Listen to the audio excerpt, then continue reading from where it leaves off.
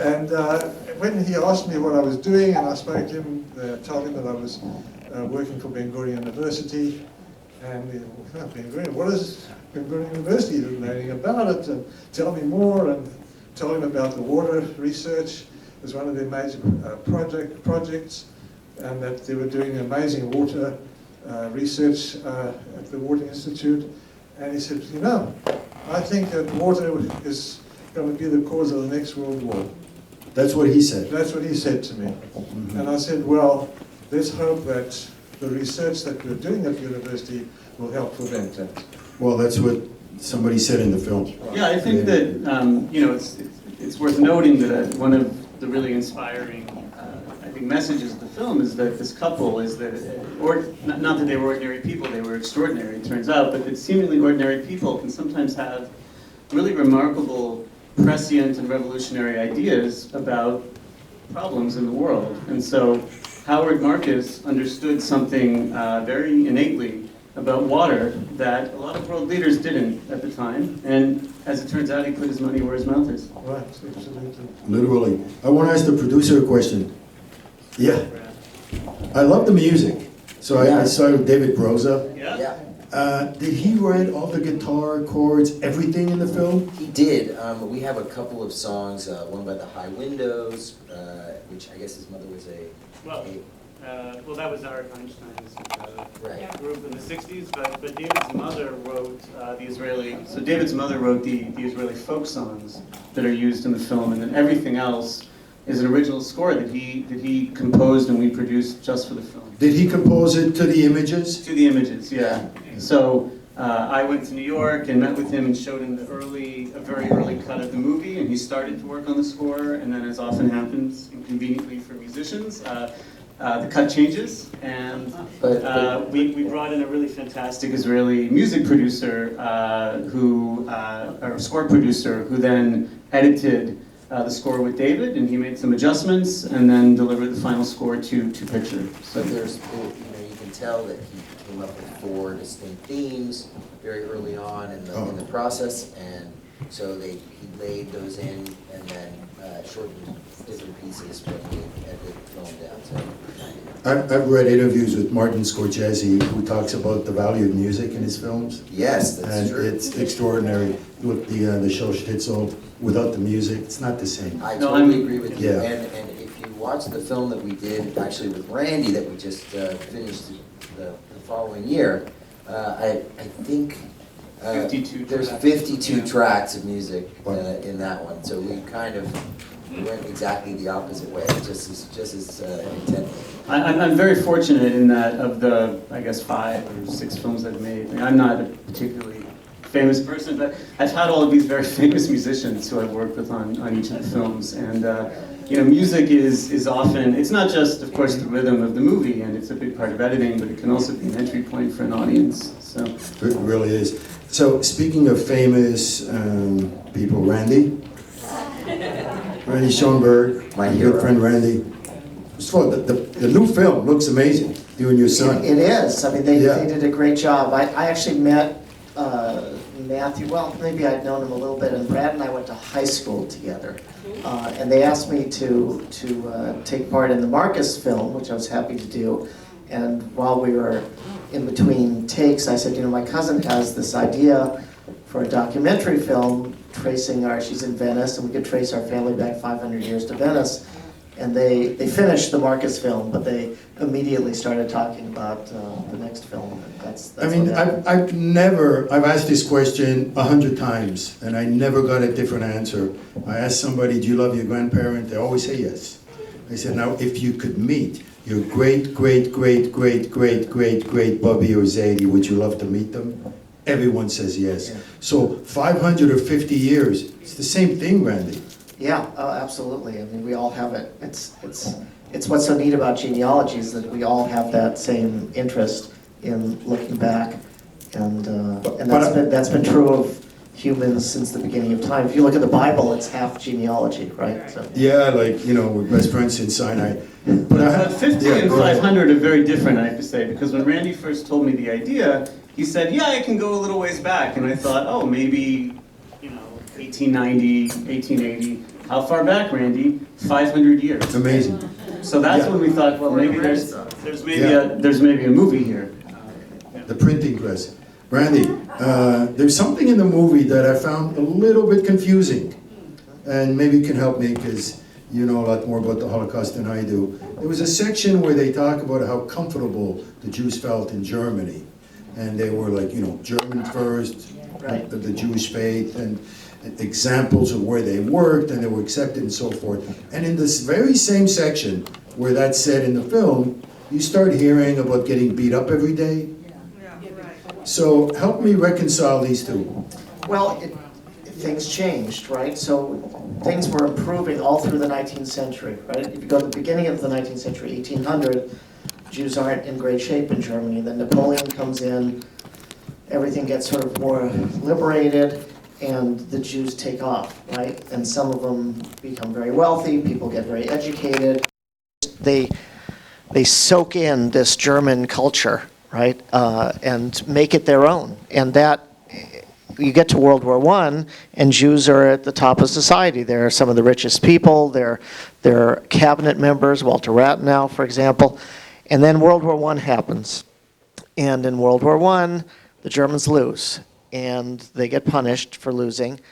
And there are a lot of disgruntled ex-soldiers, like Hitler, for example, who then need someone to blame for the loss. And the blame always goes to the Jews. So starting in World War I, then anti-Semitism ramps up. And so when you get to the Marcuses, who were born in that time period, right, or growing up in the 20s and 30s, there's this increasing anti-Semitism as the Nazi Party goes from nothing to taking over the country in 1933. So that explains it, I think. So it accelerated. Absolutely. I mean, Yeah. obviously, Yeah. we all know Jewish history. It was always there, Right. But you go from a time where literally the Secretary of the Treasury is Jewish to 15 years later, Jews can't take any position anywhere.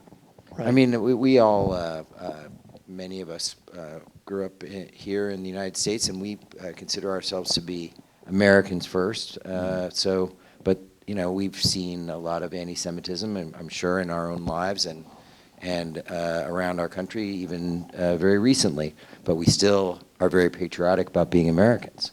Right. I'm not in the camp that tries to make analogies between here and the past, just because I think America is really an exceptional example. I agree of the with Jewish that story. statement. Yeah. So Philip, how did you feel when the 200 million became 500? Within how long did it take from the time he had pledged the 200 million until you got it and it became 500? What was that time frame? Well, I was told in that letter that I mentioned in the film, in a letter in 2004, that it was about 200 million. And when Howard and then Lottie passed, Howard passed in 2014, and she died at the end of 2015. So in a matter of 10, 11 years, and then of course the estate had to be finalized, so call it 12 or 13 years. Okay. The 200 million had grown to just on 500 million. Definitely worth waiting for. Well, you know, of course, but there comes a time when you have to, cash in your chips, so to speak. Yeah. But of course it was very great. But the most important thing I feel about this gift is the fact that I had Howard's ear on a lot of advice about various things, and he said to me one day, what do we do with this money? How do we give the university this money and they don't spend it all, squander it? There's some other sayings that we can use about that as well. But he says, I don't want that money to be dissipated. I want that money to be saved. I would like the corpus to be saved. So I said to him, well, the best thing you can do is write the university a letter and say that when this money comes about, is to put it in an endowment fund, to be managed by the top financial people that we can get in New York and in Israel, and to manage that and use the income to help the university with its various programs and save the corpus, and perhaps the corpus can grow if it's properly managed. And today, what's it now? Almost, say, 16 7 years since they started getting the income from this endowment fund, they've already received over $168 million in monies that come to it every year. So they get this is ad infinitum. This goes on forever and ever because it's an endowment fund. So the university will get somewhere between $18 and $20 million a year forever. That's a lot of water. Very good. Yeah, but it's used for water. Right. It's used for Right. lots of. There's a new campus, the new North Campus is. Yeah, being I've seen used. it. You've seen it. My nephew went to the med school there. Right. It's amazing what they're doing. And thanks to some people who are attending here today, this evening, and I want to thank them as well for supporting the university with this new campus and with their various other programs. But the Marcuses is able to help to initiate these programs, and these other donors that I was able to bring into the university are carrying on the tradition and helping the university become one of the finest universities in Israel. There was a section in the film that begged the question, which is Israel offered to Gaza to like take their sewer water, filter it out, give it back to them. It sounded like an amazing deal, but at no point in the film do you say whether they accepted it or not. No, they did not. They did, yeah, I can. Okay. The answer was no. No, I tried to be as diplomatic as possible in the film, although I may have my own feelings about things. No, of course they didn't accept the offer and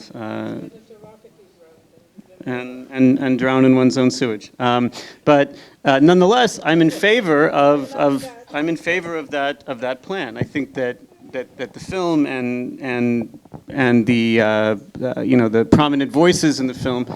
And I'm the same way, are advocating for sort of practical solutions to real world problems. And on the issue of water, no country has devised more practical solutions to real world problems than Israel, because it was simply a matter of survival. And in fact, the proof is in the pudding. The more time passes, the more the other countries in the region begin to cooperate and to adopt these solutions as well, because there's no other way to survive in such a water-parched corner of the world. There's really like deep philosophy to just that little factoid on if you live in Israel and you have a bucket in your backyard and water comes from the rain, you don't own it. Yeah, no, It belongs to the nation. This was one of That's extraordinary. It's one of the most shocking statements in the film, and I think people Yeah. tend to sort of let it pass by. And I will say that I'm generally a very sort of pro-free market sort of thinker. Yeah. But on the issue of water, because it is absolutely essential to the country's survival, the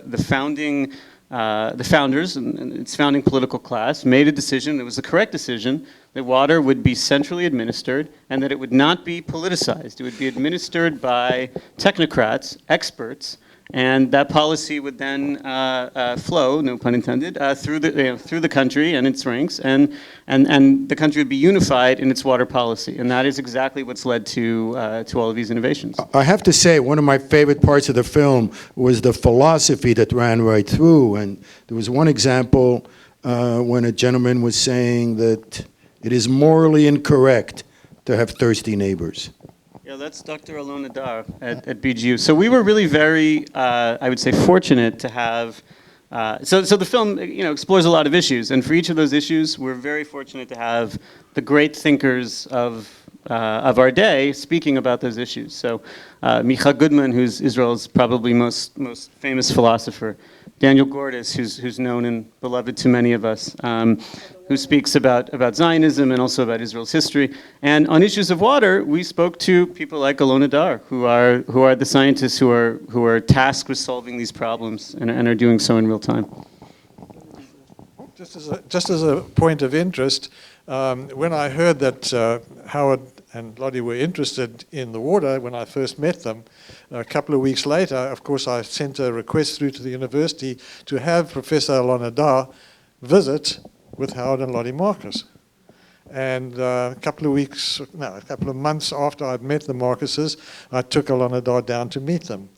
And they were fascinated by him. He's an amazing scientist and I think he's responsible for a lot of the water programs and a lot of the development that's taken place in the Zuckerberg Water Institute. You saw Roy Zuckerberg on the film. Sure. And Well, you can see how the idea of water animates so many people, because what do we talk about today? We talk about how so much of things divide us. You have Arabs and Jews, you have Muslims, you have right wing, you have left wing, you have all these countless divisions, except for one thing. Everybody needs to drink, right? And also water crosses, I think it's a very, very important point, and it's one that Alona Dar makes in the film. So water crosses national boundaries by definition. It's unavoidable. There's no single body of water in the world of importance, and especially in the Middle East, that doesn't cross national boundaries. And when Israel engages in water diplomacy, even with avowed enemies with which it has no diplomatic relations, like Hamas in Gaza, part of it, of course, is good diplomacy, and it makes sense because it's setting the proverbial table for something down the line. And I think that's good. I think we should sort of take the higher road, but at the same time, it's a matter of necessity. So wastewater that flows from Gaza into the Mediterranean befouls the water treatment plants up the Mediterranean coast in Israel. We are all interconnected in that region. Environmental problems are not limited to one country, and so cooperation is actually, as Gideon Bromberg says in the film, a necessity, whether one likes it or not. So, as a filmmaker, you had these incredible moments where you have these shots of water, whether it's drip irrigation or the major project to bring water from the north to the south. Talk to me, were there any moments where you were completely blown away by the experience, by the setting that you were in front?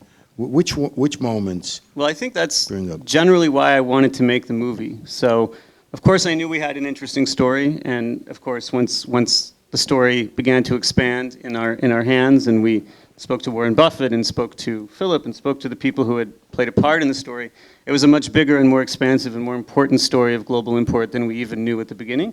But the story wasn't really the reason why I wanted to make the film. I wanted to make the film because, films are about images. They're about spectacular and compelling images. And I thought that the Negev in particular would be a great setting for a film. I have always wanted to do a film in Israel. I'm both Israeli and American. I wanted to do a movie in Israel. I saw this as a great opportunity to tell a part of Israel's story that people don't know.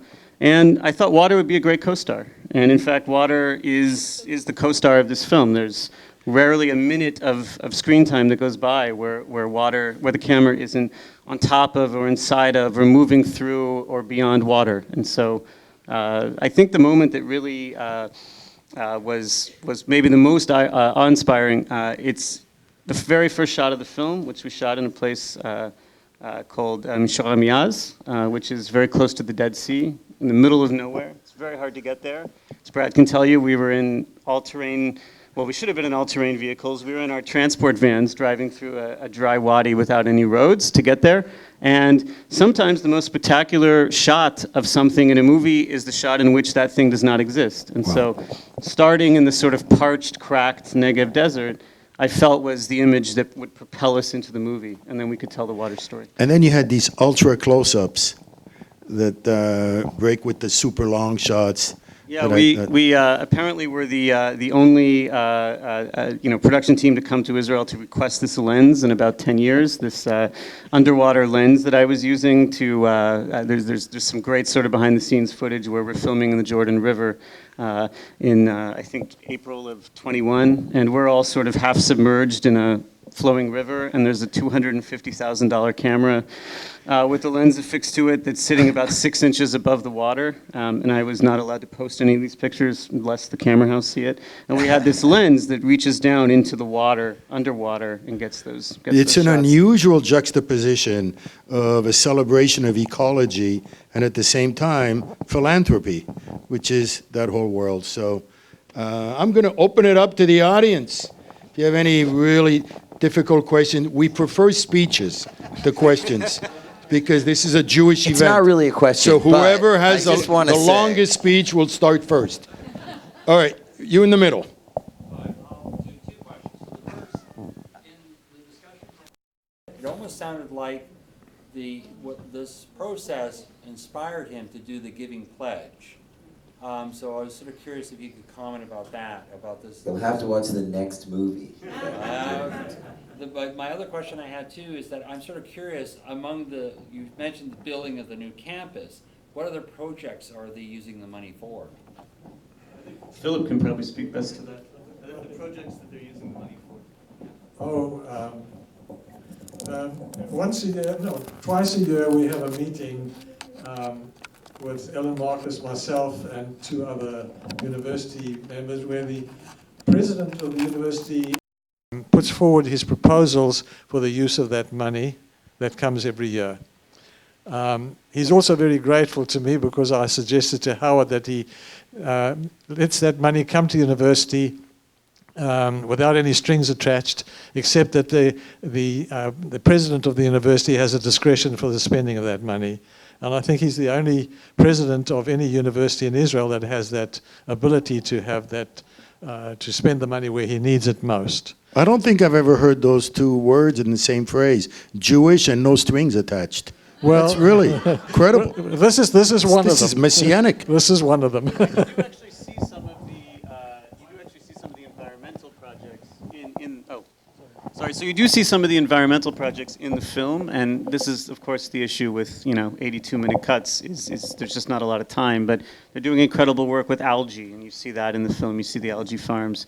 They're restoring the coral genetic reefs, fish in the Gulf of Aqaba. You see that in the film. They're doing genetic work with fish, which you see in the film, for hydroponics to clean water, and so there's. Yes. And they still Growing coral. There are a lot of those water projects and restoring the coral. But a lot of the other projects that Howard was quite happy about, and that's why he gave the full discretion to the president, is because he also felt that the security of the state of Israel was vital. And Ben-Gurion University has a lot of programs in homeland security research and development, and we're actually building through the generosity of a wonderful foundation who I know very, very well, and one of their members is present here this evening, to build the new Homeland Security Research department, which will then house all the different Homeland Security research units that have been spread around the university under one roof. Things like atomic research, autonomous submarines, a lot of bunker buster bombs, anything to do with homeland security will be developed in that building, and that's also being funded to a certain extent by this money. Howard was also a great believer in the security of Israel. Well, one of my favorite parts was Mika Goodman in the beginning talks about the 2 Zionisms. There's one Zionism, which is the traditional one that we all know, which is a safe place for us. But beyond that, beyond the safety, was this to create something that can help the whole world. Yeah, I thought that was one of the most important points he made in the film, and it was really important to include it, that Zionism doesn't end in 1948. It, in fact, begins there. Right. And that project is only 75 years old, and there's a lot to do, and it's very exciting. Okay. Yes, sir. All right, I'm going to be accused. I need 3 words. Okay. How many swimming pools are in Israel? How many swimming pools? And another thing is about the water is exposed to the heat. The water is not covered over the pipes. So I ask about the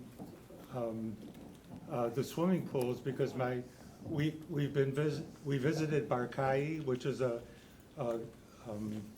kibbutz in the north, and they had a swimming pool that they shared with the Palestinians in their area.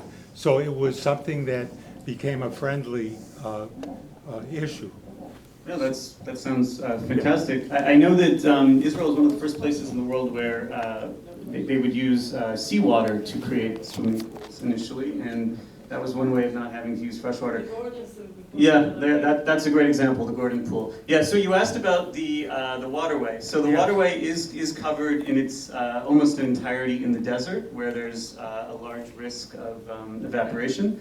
The portions you saw that are uncovered are in the more fertile Galil Valley. But an interesting note about the National Water Carrier. And some of those are archive. Yeah, that's right. Yeah, so the National Water Carrier, in fact, quite soon will no longer carry water from the Kinneret, from the Sea of Galilee down to the desert, but in fact will carry water the opposite direction, because Israel no longer relies, thanks to the technology that's been developed, no longer relies on the Kinneret for its water. In fact, it desalinates water and carries that water now north to refill the Kinneret, which can then recharge the Jordan River, which can then recharge the Dead Sea. So, Okay, anybody who identifies as a woman? There you go. Yeah.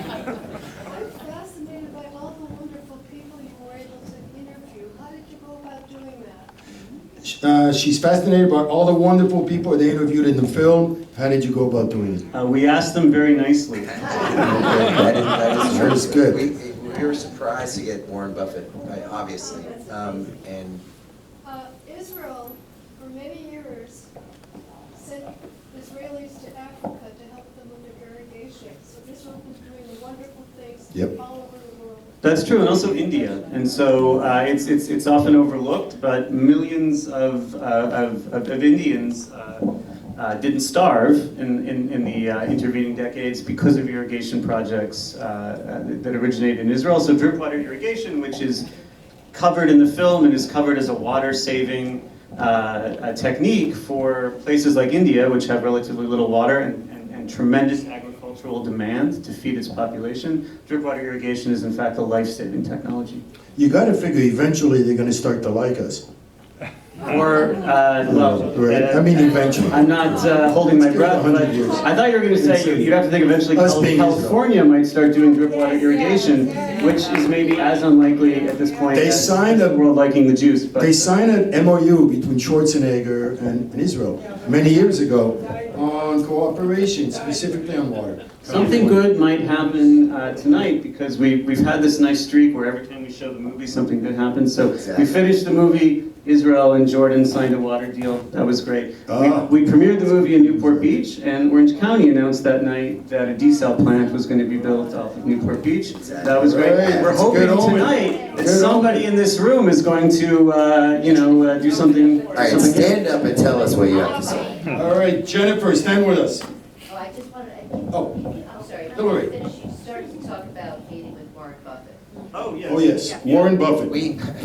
I was saying that we, when we heard that they had made their money by investing with Warren Buffett, and we sort of had heard the story, we called to see if there was an analog or some kind of piece of paper that we could show that said, hey, that this was actually an investment that was made. And they said, not only do we have it, but if you could be here in Omaha in a couple of days, Warren would like to talk about the Marcuses. So we instantly jumped on a plane and got over there. For our allotted 20 minutes. 15 Yeah. minutes that we were going to get. By the way, Matthew charmed him into 3 hours of Yeah. because I think Well, I got to tell you, Matt, it really added to the film. Really added, yeah. And you know what? It connected to Mika Goodman and his own philosophy on the idea of the Jubilee. So they're talking about this pledge and this idea of spending it while you're alive, and then you connect it to this Jewish idea of the Jubilee. Well, it's a sort of a dirty trick for anyone out there who ever thinks of making a documentary film. If you can just interview the smartest and most interesting and most brilliant people in the world, you have to have fewer good ideas of your own, because just about anything Warren Buffett has to say about philanthropy and economics is going to be noteworthy. And I think the same goes for me. I'll tell you one more secret that Matthew taught me, and that is when we went to go interview Seth Siegel, he made me read the book before we interviewed. And I will tell you, it was a bestseller. every single time you go to interview somebody, if you read their book, they give you a much better interview. And then they tell the next person down the line, hey, these guys are good. They read the book. They read the book. All right. Very good. Unfortunately, hosts of sort of morning shows do not. And so. They don't. Jennifer. Hi, this is an amazing movie. Thank you for making it. Just curious, are you guys familiar with WaterGen, the Israeli company? WaterGen? WaterGen. These are the people who pull water out of thin air. Yeah. That's it. Oh, Yeah. right. So Exactly. again, with short, with sort of the expected shorter running times on films that are destined for streaming lives one day, there was a shot of a water jet machine in an earlier cut of the film, and they were very early in their process, so there just wasn't enough of a story yet. But they're going to be a story, and they're going to. And they do Part have two. them, they do have them at They have them at BGU, and they're going to be in someone else's film at some point, I can tell you. Yeah. That's for sure. No, they're a wonderful company, and another example of Israeli innovation. Yeah. One more question? Go ahead. You partially answered it, but I spent many years in the Central Valley, and many farmers are packing up because they don't have enough water.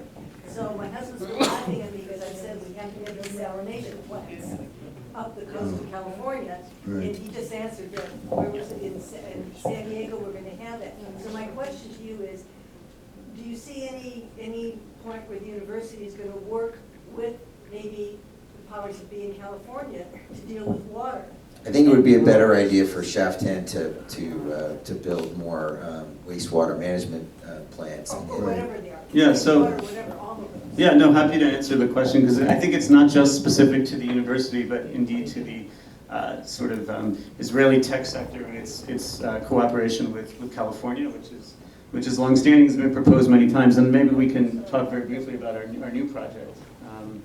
But you're correct, and in fact, Alona Dar, who's featured in the movie, and a group of Israeli water scientists came to Los Angeles a few years back. Spoke to the city Spoke council, to the city actually. council and looked at all of the, and then I'll talk about the Central Valley in a moment, but they looked at all the problems that Southern California faced vis-a-vis water, and assessed those problems very accurately and very quickly, and proposed some solutions. And the first solution that they offered was you should definitely build a desal plant, very similar to the one we're building in Eilat, and your water problem will then be solved, and you can figure out what to do with the rest of Effluent, the, yeah. with everything else, and especially wastewater. And this was brought to the city council, and the city council said, thank you for your suggestion, but we could not possibly mar our beautiful coastline with such an ugly thing as a desal plant. Unfortunately, they had never bothered to actually look at the plans or see what they were doing in Eilat. If you notice in the film, the desal plant is nowhere near the coastline. It's 1.5 miles from the coastline, and a tiny pipe about this big goes from 0.5 mile out to sea all the way inland, where the water is then desalinated and pumped out to the rest of the region. So there are a lot of very practical innovations that can be applied, and in the Central Valley, there's yes. So I would say, and I'm not a water expert, but I spent a year of my life hanging out with water experts, that there are 3 very simple things the Central Valley could do that would make a big difference. One is it could actually irrigate crops correctly, using drip water irrigation, which uses much less water, and not flood irrigation. Secondly, it could use recycled wastewater to do it. Now, we look at wastewater as a problem to be dealt with, but the way Israel, and this was the great innovation, looked at its sewage, at its wastewater, was as an asset to be exploited and used. And California has millions and millions of people and a lot of wastewater, and it's cleaned and it's all donated to the Pacific Ocean. Clean water that could be irrigating plants. So that's really the second piece. And then the third is it could farm smarter. And by that I mean we can grow crops that make sense.